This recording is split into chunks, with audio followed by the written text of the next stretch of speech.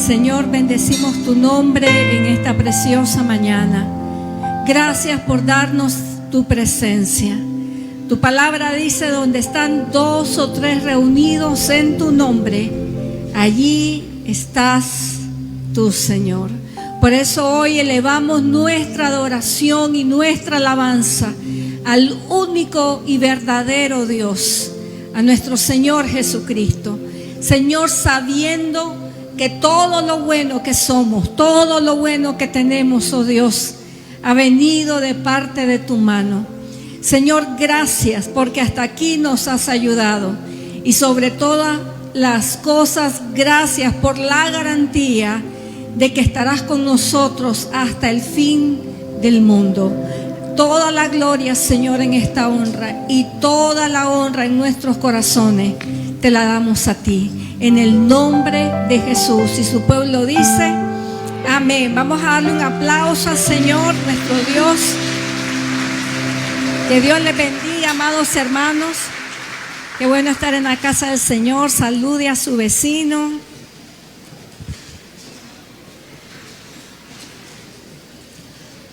Qué bueno estar un domingo más alabando al Señor. Amén. Amén. Amén. Así es, alabar al Señor. Me gustaba un cántico que decía: alabar a Dios cuando en la vida todo va bien, qué bueno es. Dice: y alabar a Dios cuando en la vida no hay problema, decía, qué cosa más buena. Pero esta es la parte que me gustaba. Pero yo le alabo desde mi quebranto, dice, su Espíritu Santo se glorifica dentro de mí. Y ya sea que usted esté el día de hoy alabando al Señor en una temporada buena de su vida, Dios escuchó su alabanza. Y si usted está alabando hoy al Señor en medio de una temporada difícil de su vida, también Dios escuchó su alabanza. Amén. Gloria a Dios por eso. Muy bien. Le he titulado al tema del día de hoy, le he titulado: mientras mires a Cristo, vivirás. Dígale a su vecino: mientras mires a Cristo, vivirás. Quiero introducir este tema contándoles una conversación que Jesús tuvo con un hombre llamado Nicodemo. Nicodemo era uno de los principales de la casta religiosa del judaísmo en la época de Jesús. Nicodemo estaba verdaderamente asombrado por las cosas que Jesús estaba haciendo. Así que un día dijo para sí: voy a ir a hablar con él, pero él sabía de que no podía hacerlo de una manera abierta, pública, porque eso iba a simbolizar para él quizás hasta ser expulsado de la sinagoga o de la casta religiosa. Así que dijo para él: voy a ir a verlo, pero voy a hacerlo escondidito.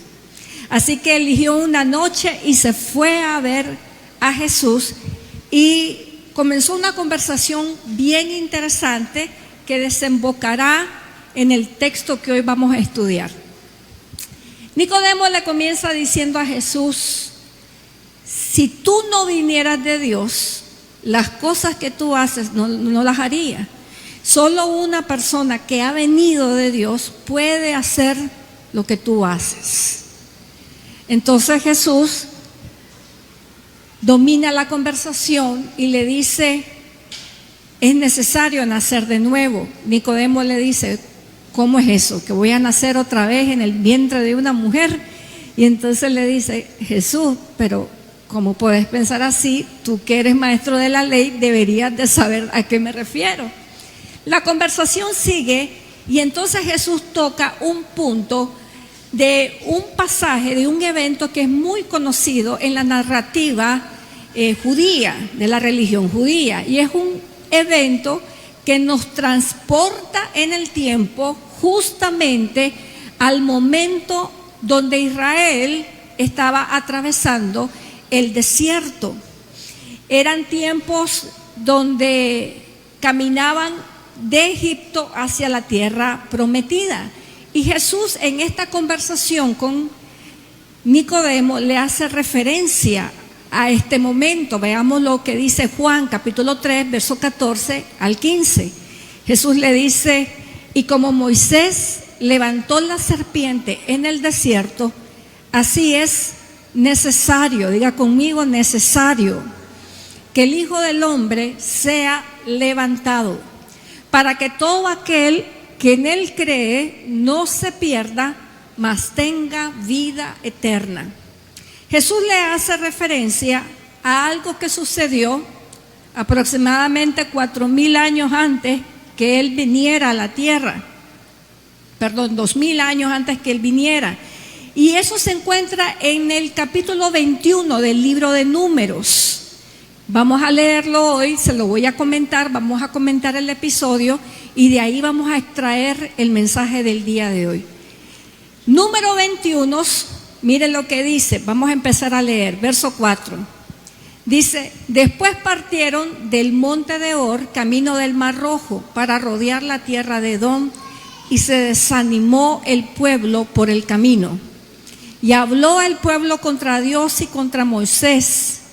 ¿Por qué nos hiciste subir de Egipto para que muriéramos en este desierto? Pues no hay pan ni agua y nuestra alma tiene fastidio de este pan tan liviano. Y Jehová envió entre el pueblo serpientes ardientes que mordían al pueblo y murió mucho pueblo de Israel. Entonces el pueblo vino a Moisés y dijo, hemos pecado por haber hablado contra Jehová y contra ti. Ruega a Jehová que quita de nosotros estas serpientes. Y Moisés oró por el pueblo. Y Jehová dijo a Moisés, hazte una serpiente ardiente y ponla sobre un asta. Y cualquiera que fuere mordido y mirare a ella, vivirá. Y Moisés hizo una serpiente de bronce y la puso sobre un asta. Y cuando alguna serpiente mordía a alguno, miraba a la serpiente de bronce y vivía. Déjenme ahora explicarle un poco el contexto de lo que sucedió aquí. El pueblo de Israel había salido de Egipto. Usted recordará de que ellos fueron esclavos 400 años.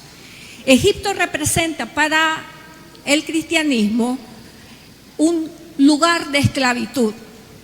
Egipto representa para nosotros un lugar de donde Dios nos sacó, nos liberó, cuando le conocimos, cuando venimos al conocimiento de su gracia.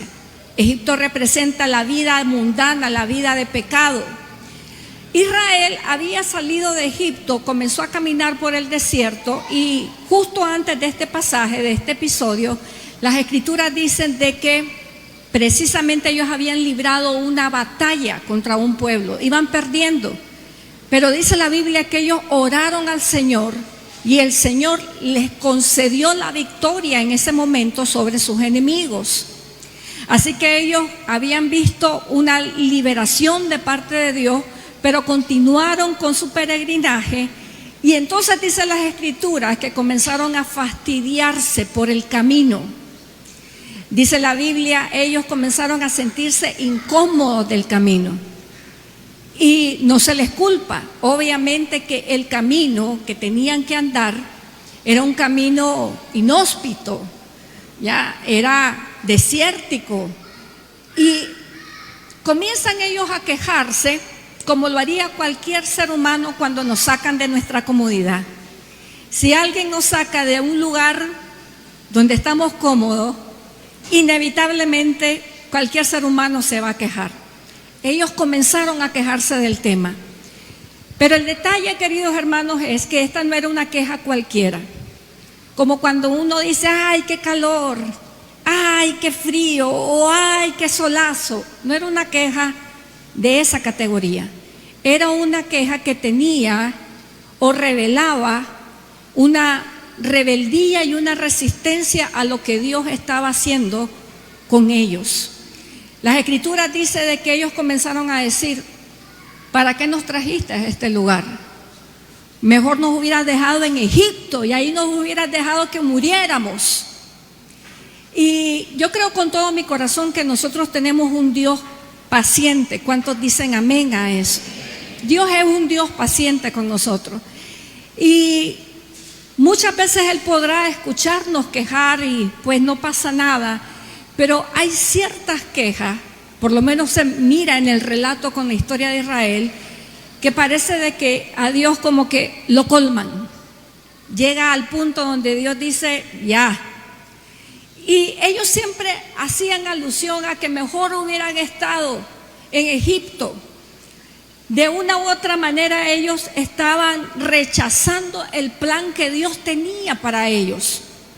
Así que en un momento Dios escucha la queja y dice, bueno, vamos ahora a poner orden aquí. Y dice la Biblia que salieron unas serpientes pequeñas y comenzaron a picar a todo el mundo, a envenenarlos.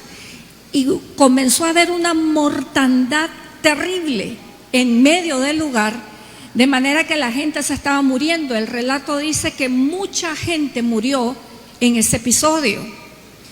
Entonces, cuando el pueblo comienza a ver la mortandad que está sucediendo, la Biblia enseña que ellos buscaron a Moisés y le dijeron, por favor intercede por nosotros porque nos vamos a morir. Y esto es interesante porque la misma gente que estaba criticando a Moisés ahora le pedía que por favor intercedieran por ellos. Y a usted le va a pasar muchas veces que las mismas personas que los critiquen van a ser las personas que después le pidan que por favor ore por ellos, que interceda a Dios por ellos. Son las ironías de la experiencia humana. Y entonces Moisés oró por ellos y Dios le da la solución al problema.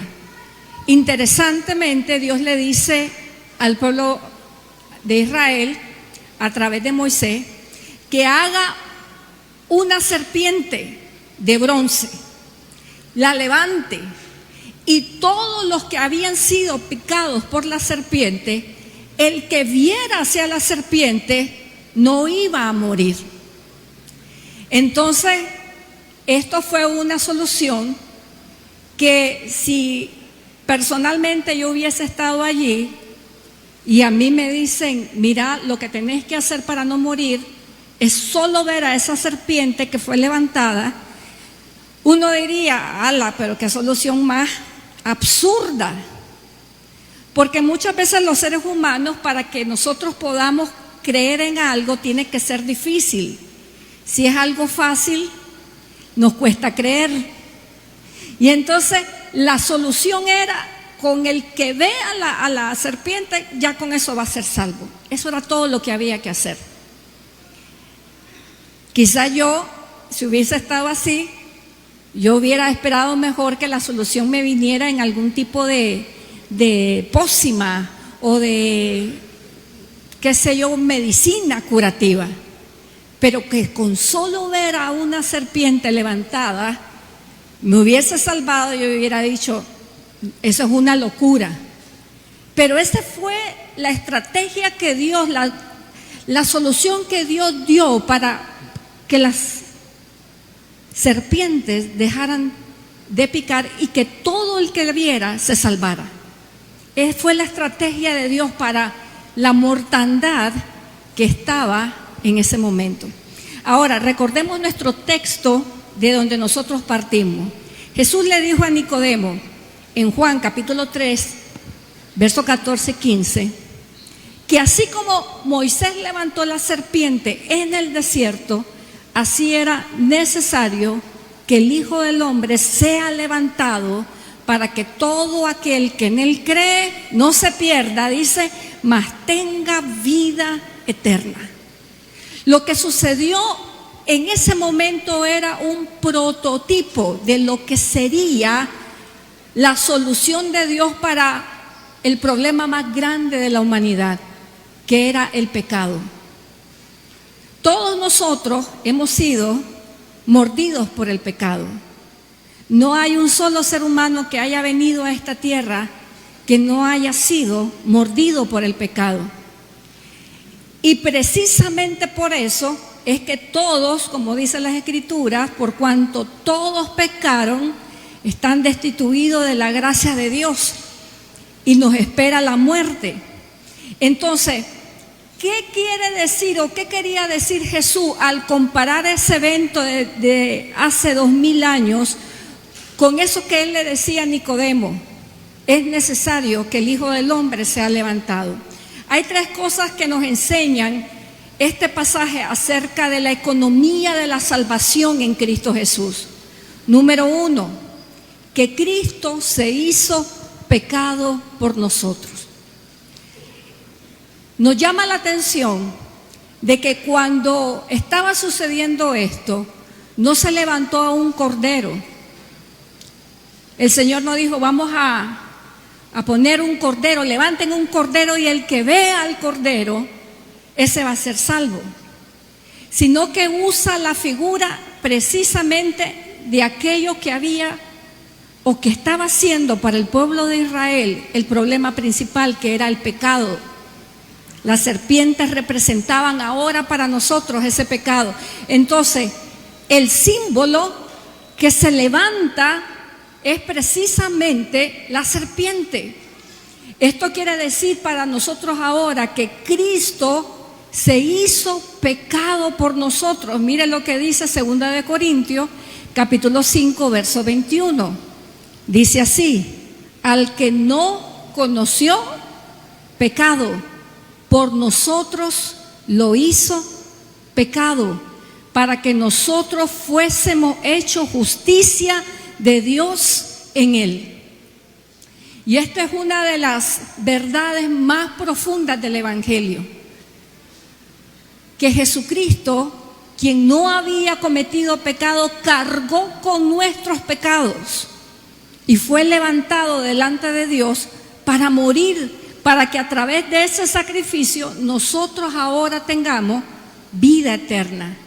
Lo segundo que este pasaje nos enseña, que es muy importante, es que en el Evangelio no somos salvos por obras, sino por mirar a Cristo. Mire lo que dice Efesios, capítulo número 2, verso del 8 al 9. Dice así: por gracia, diga conmigo, por gracia sois salvos por medio de la fe. Y esto dice, no de vosotros, pues es un don de Dios, no por obras, para que nadie se gloríe. En la salvación nadie se puede gloriar. Uno se puede gloriar en esta vida de muchas cosas. Se puede gloriar de belleza, se puede gloriar de familia, se puede gloriar de estudios, se puede gloriar de empresa, de lo que usted quiera gloriarse. Pero cuando se trata de salvar el alma de la muerte, nadie se puede gloriar. Y dice las Escrituras que Dios decidió que esto fuera por la fe, para que nadie pueda gloriarse. Muchas veces el ser humano puede empezar a delirar creyendo de que son sus obras, su comportamiento, su buena forma de ser, la que lo va a posicionar delante de Dios para que alcance mayor gracia o mayor favor. Pero eso es solamente un delirio, porque la realidad es que dice la Biblia, esto no es por obra, para que nadie se gloríe. Uno de los pasajes que me parecen más aclaradores de las Escrituras es un pasaje que dice: el justo con dificultad se salva. ¿Sabe lo que significa eso? Que con costo y nos estamos salvando. Para aquellos que muchas veces nos sentimos de que somos mejores hijos de Dios o que somos favoritos o especiales de Dios, usted no se ha topado con personas así, o tal vez usted mismo lo ha dicho, que muchas veces nosotros decimos cosas como: es que yo soy de las favoritas de Dios. Y yo me imagino a Dios viéndonos y diciendo: cosita, si con costo te vas a salvar. No, queridos hermanos, en el Evangelio no hay jactancias, no es por obra, dice la Biblia, para que nadie se gloríe. Con costo nos estamos salvando. Y eso es una de las cosas que tenemos que tener claridad en la vida. Dice, es por gracia, no es por obra. Lo tercero que tenemos que aprender aquí es que de este pasaje es que por ver a Cristo nosotros somos trasladados de la muerte a la vida. Pasamos de muerte a vida al mirar a Cristo. El Evangelio de Dios no es un lugar donde usted solamente va a mejorar su estilo de vida, su estilo de comportamiento, sus relaciones interpersonales, aunque todo eso sucede cuando nos acercamos a Dios. Comenzamos a portarnos más bien, comenzamos a tratar mejor al prójimo, y todo eso es parte de la vivencia del que está cerca de Dios. Pero eso no es el centro de lo que es el verdadero propósito por el cual mandó Dios a su Hijo Jesucristo a morir en la cruz. Esos son los efectos colaterales nada más. Pero el propósito verdadero de Dios al colgar a Cristo en la cruz, porque recuerde, así como fue la serpiente levantada en el madero, tenía que ser levantado también el Hijo de Dios, para que todo aquel que en Él crea, que dice, no se pierda, mas tenga vida eterna. El verdadero propósito de Dios fue salvarnos de la mordedura del pecado, que es la muerte, la consecuencia del pecado, que era la muerte. Mire lo que pasaba aquí. Leamos en el verso 8. Y Jehová dijo a Moisés: hazte una serpiente ardiente y ponla sobre un asta. Y énfasis en esta palabra, ponga énfasis en esta palabra, dice, y cualquiera, diga conmigo, cualquiera que fuere mordido, pero mirare hacia la serpiente, que dice, vivirá. Y eso es una maravilla. Esa palabra cualquiera es una maravilla, porque ¿cuántos aquí se han sentido en la vida como cualquiera? Yo levantaría la mano, los pies, los dedos y el pelo si pudiera. Me he sentido una verdadera cualquiera. ¿Y sabe qué? Todos somos cualquiera. Nadie tiene una corona para decir, este se merece la salvación. Dice la Biblia, cualquiera que vea puede ser salvo. No importa si es hombre, si es mujer, si es niño, si es niña, no importa si es adolescente, si está viejo, si está feo, no importa, cualquiera, dice. Era el medio de la salvación, y eso nos debe dar esperanza. Mire lo que dice Efesios capítulo 2, verso del 4 al 6. Pero Dios dice que es rico en misericordia. Detengámonos ahí un momentito. Rico en misericordia. ¿Sabe? El Dios al que usted y yo nos hemos acercado no es un Dios de 2 oportunidades, de 3 oportunidades, o que nos va contando las oportunidades que nos da. La Biblia dice que Él es rico, diga conmigo, rico en misericordia. No se le agota, no se le acaba. Él es rico en misericordia. Hay un pasaje en el libro de Proverbios que dice: 7 veces cae el justo y el Señor lo vuelve a levantar. Ahora, una persona un día me preguntó, ¿y si yo ya caí, esta es la 8ª? Pero ¿sabe lo que significa ese número 7? Es un simbolismo de no importa cuántas veces cae el justo, de todas las levanta el Señor, porque no es por obra, es por gracia, porque Él es rico, dice, en misericordia. La misericordia de Dios nunca se agotan. Y hay personas que quizás en su vida le fallaron al Señor y se fueron y aparecieron 20 años después. Tal vez sirvieron al Señor cuando fueron jóvenes o cuando fueron niños y se desaparecieron, vivieron su vida como quisieron, pero cuando ya estaban viejos volvieron. ¿Y saben con qué se encontraron? Con que Dios no se había ido, con que sus misericordias son eternas y para siempre. Amén. Sus misericordias son para siempre. Y entonces dice la Escritura, por su gran amor, énfasis en la palabra gran amor. El amor de Dios no es un amor humano, no es un amor como cualquiera, un amor condicional, un amor de que hoy está, mañana se lo prestan, después se lo quitan. Es gran amor. Y luego dice, aún estando nosotros muertos en pecado. Y esto es algo interesante que nosotros debemos de entender.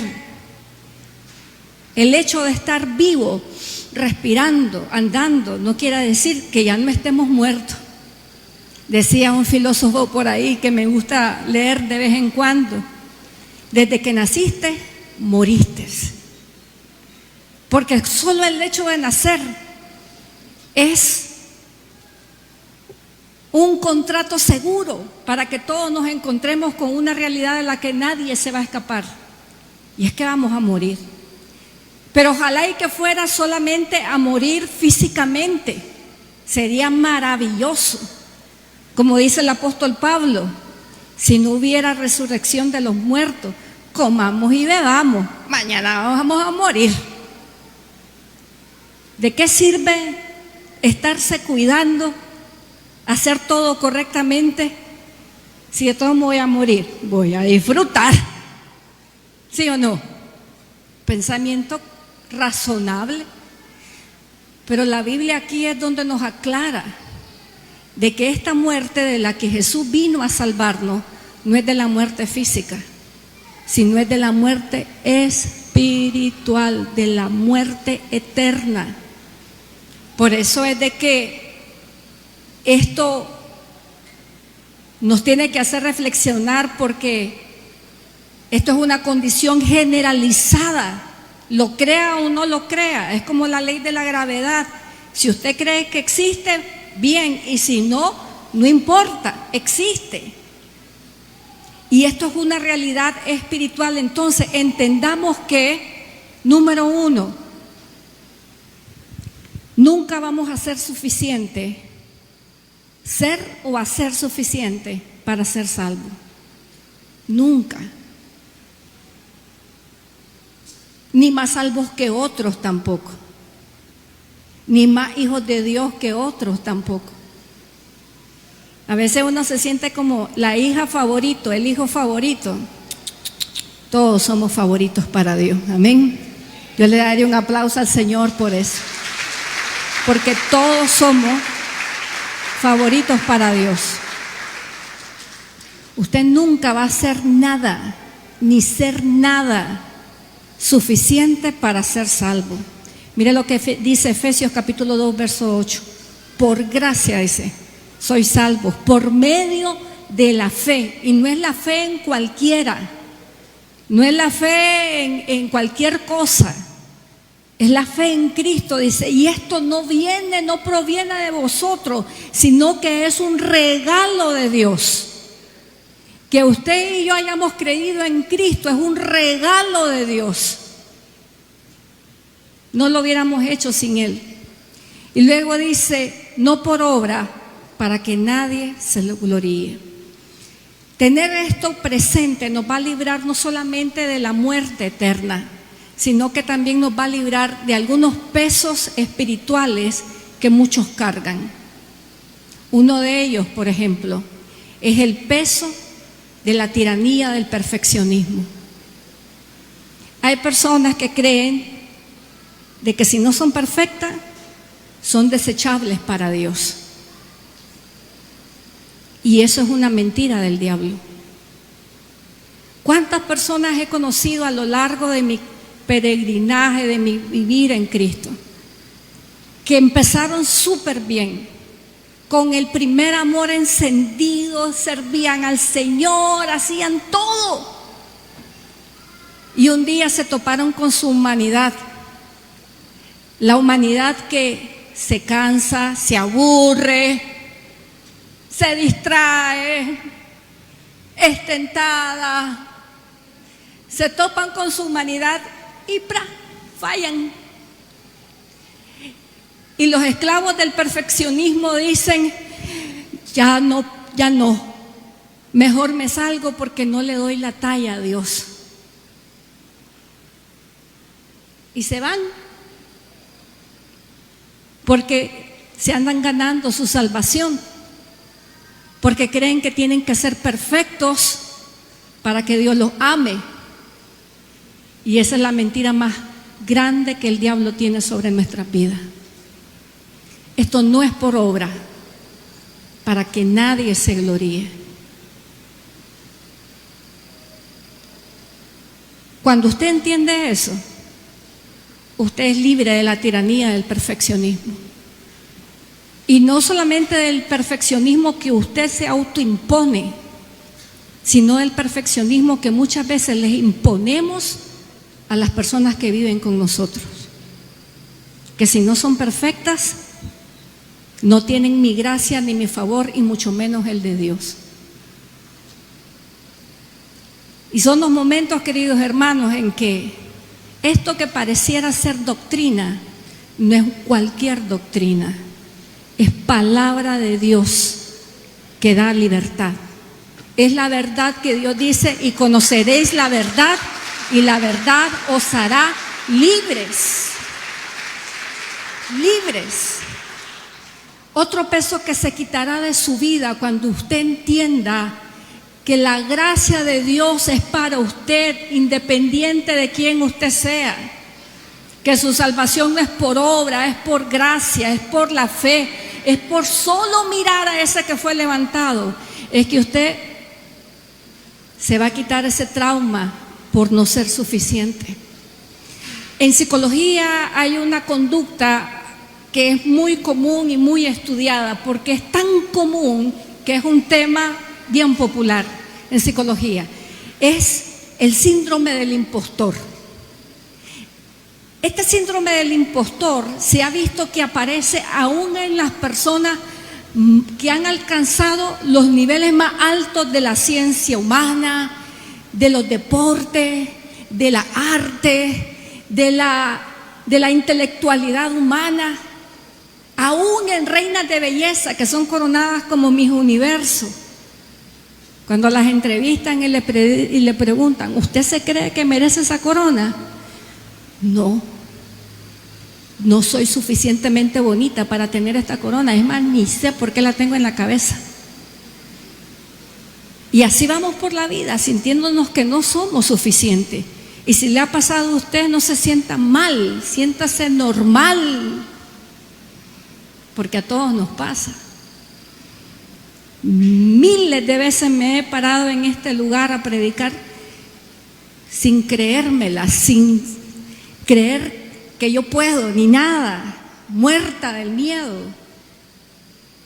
Pero no solo soy yo, somos todos, es la condición humana. Pero el día en que usted entiende que esto es por gracia, esto es un regalo de Dios. Cada vez que yo me paro aquí es un regalo de Dios inmerecido, no me lo merezco. Cada vez que usted disfruta sus bendiciones, entendiendo que sus bendiciones son un regalo de Dios, usted las disfruta más, porque entiende que lo que usted tiene no es porque usted sea bueno o sea malo, sino porque ha creído en un Dios que ha dicho, el que lo vea, solo con verlo va a ser salvo. Y lo librará también del desgaste de vivir bajo la aprobación humana. Cuando uno entiende que esto es por gracia, que esto no es por obra, que no me puedo gloriar de nada, ¿sabe qué pasa en el corazón de la persona que entiende esto? Entiende y dice, si Dios me acepta tal y como soy, ¿por qué me preocupa que otro mortal, igual que yo, me apruebe o me rechace? Usted queda libre, libre. Muchas personas viven y se desgastan. Por eso es que cuando llega un momento, y dicen los psicólogos que casi siempre ese momento es entre los 50 y los 60 años, cuando el ser humano dice, ¿saben qué? Me vale lo que digan de mí. Me vale que digan lo que quieran. Hasta que se desgastaron. Y uno ve para atrás y dice, ¡hala! Que hubiera entendido esto antes, que la opinión ajena no era tan importante, pero ya se gastó su vida buscando la aprobación humana. Ya se la gastó, ahora ya está desgastado. Pero si usted logra entender esto a tiempo, veo a jóvenes que están aquí, si usted logra entender esto a tiempo, usted se va a librar de uno de los mayores pesos de la existencia humana, la necesidad de ser aprobados por otro. Y el día en que usted diga, ya estoy harto, me vale que digan lo que quieran, ese es un día en que usted se graduó de cosas, de algo que la mayoría de los seres humanos jamás se gradúan. La mayoría de los seres humanos nos vamos a la tumba preocupados por qué van a decir de nosotros cuando ya estemos muertos. No es por obras, es por gracia, para que nadie se gloríe. ¿Cuántos alaban al Señor por eso? Amén. Es por gracia, es por gracia. Número 2, entendemos que esto es un asunto de fe en la propuesta divina. En el verso 8 dice, cualquiera que fuera mordido y mirare a ella vivirá. Parecía algo ilógico, pero esa era la propuesta de Dios. Ahora Dios tiene una propuesta de salvación para la humanidad que también parece lógica, y es la propuesta de Cristo, del que fue colgado. Por eso es que Jesús le dijo a Nicodemo, así como fue colgada la serpiente, así es necesario, dice, que el Hijo del Hombre sea colgado. Y la gente va a ver la solución de Dios y va a decir, eso es cuento de Paquín, dicen algunos. Algunos de ustedes ya no saben ni qué es un Paquín. Eso es cuento. Pero mire qué interesante lo que dice aquí, lo que afirma el apóstol Pablo acerca de la propuesta de Dios. El apóstol Pablo dice que la propuesta de Dios para muchos es una locura. Dice, porque la palabra de la cruz es locura a los que se pierden. Por eso cuando usted dice que cree que Cristo murió y que fue un madero y que por creer en Él y verlo a Él somos salvos, la gente dice, usted está loco. Pero dice, a los que se salvan. ¿Cuántos son salvos aquí? Amén. Esto es a nosotros, dice Pablo, esto es poder de Dios. Poder de Dios para salvación.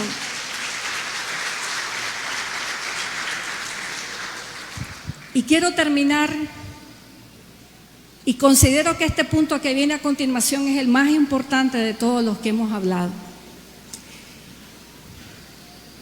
Esto de la cruz es la solución al problema más grande de la humanidad. Cuando Israel huía de las serpientes que lo estaban picando, ellos antes tenían un problema. Estaban incómodos, estaban fastidiados, estaban hartos del camino. Ay, decían, este camino, ¿y para qué nos sacaste de aquí? Estábamos mejor en Egipto. Y ellos se estaban quejando de eso.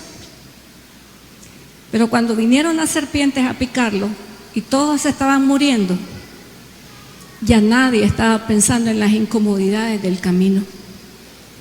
Las incomodidades del camino habían pasado a ser inexistentes. Nadie pensaba en eso ya. Nadie se quejaba por eso. Ahora todos tenían un serio problema. Y el problema más serio que tenía era que se iban a morir. Ya nadie estaba pensando en eso. Ya nadie pensaba en el camino, ahora estaban preocupados por no morirse. Y es lo mismo para nosotros. A veces uno va por la vida quejándose de todo. Nos podemos quejar hasta de la comida que estamos comiendo. Es parte de la naturaleza, pero ¿sabe qué? Eso no es el problema más grande al que el ser humano se enfrenta. Es el hecho de que vamos a morir. Y no es una muerte solamente, sino que dice la Biblia, está establecido que los hombres mueran y después de esto van a ir a juicio. Para Israel, el cansancio y el fastidio pasó a ser segundo plano. La pobreza que ellos estaban experimentando por tener condiciones inhóspitas pasó a ser segundo plano. Las malas condiciones climáticas pasaron a ser segundo plano. Tenían un problema serio porque mucha gente estaba muriendo. Y eso nadie lo podía solucionar excepto Dios. ¿Sabe? Cuando uno se enfrenta y uno entiende realmente que el Evangelio de Jesucristo, su centro no es hacerlo a usted más feliz, más guapo, más flaco, más rico. El centro del Evangelio de Cristo es que su alma sea salva. Ese es el centro del Evangelio. Y el que tiene eso garantizado, se ha quitado la preocupación del verdadero problema de esta vida. Todos los demás problemas que uno llega a tener en la vida son carpintería, son pasajeros, entran y salen. Uno se pelea, se reconcilia, las parejas se separan, se vuelven a juntar y así vamos por la vida. Los problemas son, pero un problema del que nadie puede salvarnos excepto el Señor es el de la muerte eterna. Ese es el verdadero problema y el centro de la salvación. Un día yo estaba viendo la boda de Jeff Bezos con su esposa, el hombre más rico del mundo. Estaba viendo, me puse a curiosear allí. Lo hicieron en Venecia, llevaron invitados. Las Kardashian fueron de las invitadas. Decía, ¿quién más? A ver, las Kardashian, ¿quién más fue? Solo de las Kardashian me acuerdo. O sea, el impacto cultural en las mujeres. Creo que la hija de Donald Trump fue, Oprah. Cerraron calles en Venecia. Y ella, imagínese usted, un día de esto me salió un chiste que digo que esto es interesante. Decía, ¿desde cuándo las bodas se han vuelto un circo? Y decía, ahora hay vestido preboda, boda, posboda, cena de boda. Digo, eso es cierto. Antes era un solo vestido. Y esta mujer se puso, si no me equivoco, escuché la cifra, 67 vestidos. Se cambió de vestido cada 17 minutos para su boda. Los vestidos más lujosos. Y yo estaba viendo eso y yo dije para mí, vaya, qué interesante. Y entonces pensé, francamente, que hay muchas personas que van a venir a este mundo y la van a pasar bien. Y cuando usted piense en esto, usted dirá, no necesitan de Dios. Pero entonces me acuerdo de las palabras que Pedro le dijo a Jesús: Señor, ¿a quién iremos si solamente tú tienes palabra de vida eterna? Eterna. Solo Cristo nos puede librar de la muerte. Y por eso todo ser humano necesita mirar a la cruz. Los seres humanos quisiéramos, como quisiéramos, ganar la partida de la salvación y tener otros medios de salvación, pero no hay otro, solo Cristo. Hay personas que dicen, yo voy a vencer a la muerte. Hay un hombre que sigo en internet, me parece interesante su historia, se llama Brian Johnson. Este es un hombre millonario, pero de los niveles que ni usted ni yo vamos a imaginarlo. Si alguien aquí se siente millonario, a la par de este, es pobre. ¿Ok? Este hombre un día amaneció hace 3 años y dijo: voy a conquistar la muerte, yo no me voy a morir. Voy a hacer todo lo que tenga que hacer para hackear al cuerpo y yo voy a ser eternamente joven. Y entonces este hombre ha invertido $2 millones al año en su salud física. $2 millones. Experimentos, suplementos, ejercicio, nutrición. El hombre está dedicado al tema de no morir. Hasta puso a su pobre muchacho, a su hijo, a que le donara sangre para meterse en la sangre del hijo, a ver si las células se le ponen más joven y logra vivir más. Pero el muchacho comenzó a enfermarse. Entonces paró el experimento con el hijo. Este hombre está dedicado. Pero un día de esto estaba escuchando un comentario que me llamó la atención. Mire esto. Él empezó hace 3 años. Él tenía 43 años cuando empezó su búsqueda de vencer la muerte. Y han pasado 3 años, $6 millones y ahora tiene 46 años. El detalle es que dicen los expertos, pero ¿y de ahí? En vez de verse más joven, se ve más viejo. Y cuando veo, yo digo, si es cierto, se miraba mejor cuando no se había metido $6 millones encima. Esa es la realidad humana. No importa quién uno es, que beba, que coma, vamos hacia la muerte. Y no hay otra manera de solucionar ese problema si no es ver a Cristo. Su mayor problema, queridos hermanos, no es si somos exitosos o no, si tenemos familia o no tenemos familia, si somos pobres, si estamos viejos o si estamos feos. Dice mi suegro siempre: nadie se vuelve viejo y feo por querer. Y yo digo amén a eso. ¿Quién quiere envejecer aquí? Levante la mano. Nadie. Nuestro mayor problema es que nos vamos a morir. Pero esta es la solución. Mientras miremos a Cristo, vamos a vivir. Vamos a vivir. Habrán cosas, queridos hermanos, que en su experiencia humana usted jamás va a experimentar. Quizás nunca llegue a viajar todo lo que quiere viajar. Quizás nunca llegue a comer todo lo que quiere comer. Quizás nunca llegue a tener todo el dinero que quisiera tener. Pero usted puede tener a Cristo y usted puede tener vida eterna en Cristo Jesús. Mire, hace unos años, un par de años, alguien me contó una conversación que tuvo con una prima. Y me gustó tanto esa conversación que me he comprado, ahí le voy a enseñar después, algunas cosas para que me la recuerden. Ella me contaba que con su primita estaban hablando de que ellas fueron muy pobres en su niñez. Pobre, pero pobre con ganas. Y entonces ellas hablaban de su pobreza, de lo que no habían tenido. Y una de ellas le dijo: pero prima, habrán millones de personas que vinieron a este mundo y nunca probaron lo que es una pera. Nunca lo probaron. Se fueron de este mundo y solo probaron el sabor del banano, del jocote, del nancite, del coyolito, pero nunca de una pera.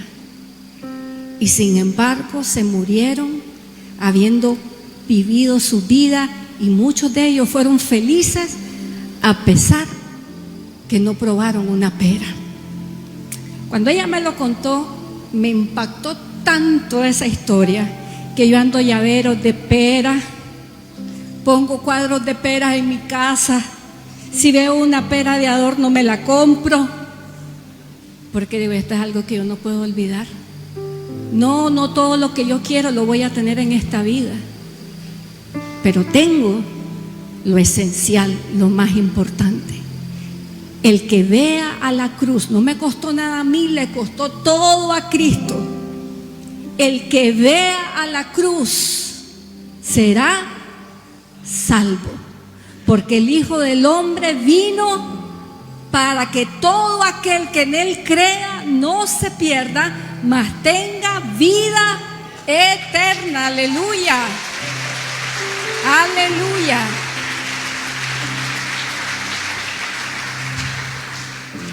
Sé que esto es un tema más doctrinal que otra cosa,